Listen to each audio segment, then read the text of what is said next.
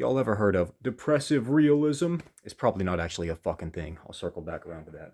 But the thing is, this is a hypothesis, or conjecture, I'd rather say, that people who are depressed seem to, better see fucking reality or whatever the fuck. Alright? And I've seen a whole bunch of conjecture on top of that conjecture, made more so by the general public, saying things like, yeah, it's because the world sucks and depressed people see it, and that just compounds their mental issues and all this bullshit. It's not real. Alright? With more freaking research having been done past just the 1979 initial study, which I've come to find out in this article, has been cited since then over 2,000 fucking times. So people just buy into this shit, whether it's fucking true or not. Even in the academic community. Look here. They're finding that there are actually contradictory results when you do things like have a better sample group, when you do things like, vary the degree of control which people actually have over a situation and test that. It's not so fucking simple. And the results actually directly contradict the original findings. So what do we do with this shit? I say we just say, hey, you can't fucking isolate a variable in pure abstraction, okay? And that's the problem I've had with a lot of psychology, is that they're trying to do things. I've seen some studies, at least talked about, things like, in an abusive relationship, is there love? Here's a study. And then they'll give you some bullshit criteria for whatever they're defining love as. But can you really distill love down to any one, or in this case, three freaking things? I don't believe you can. It's causal reductionism, which I've talked about before as a logical fallacy. All right, pretty recently I talked about it. Or the single cause fallacy, where things which have a multitude of fucking factors that go into them, people tend to have a bias to assume it comes from one source or one cause.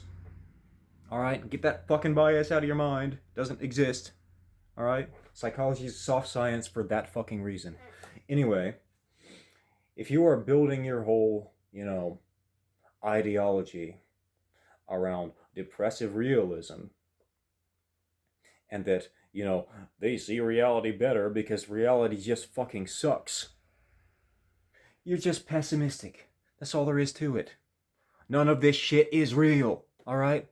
I'll show you the receipts of how I've been skeptical of this for actual fucking years. Although I hadn't done enough research at the time, I'd say, and for different reasons.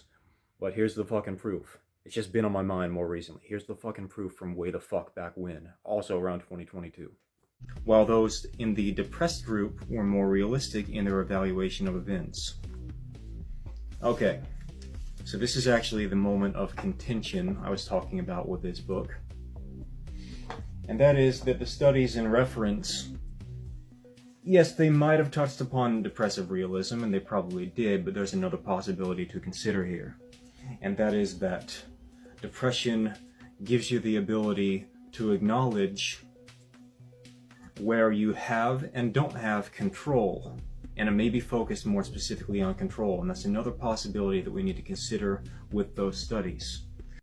Maybe we don't take these kinds of things which try to isolate a variable which exists only in pure abstraction. Maybe we don't take these kinds of things that seriously. Maybe we don't stack inference on top of inference without making sure that each of these fucking conjectures are actually proven. One more possibility before we wrap up, and that is that this whole depressive realism thing is really just possibly a reflection, at least in the initial studies, because that was based on self-reported shit. It was based on surveys for whether or not they're fucking depressed or not. Not are they diagnosed with depression, but with any fucking objective measure. It's just survey. Because in that initial instance, maybe it's just that the people who are more likely to realistically evaluate events are also then more likely to identify their depression.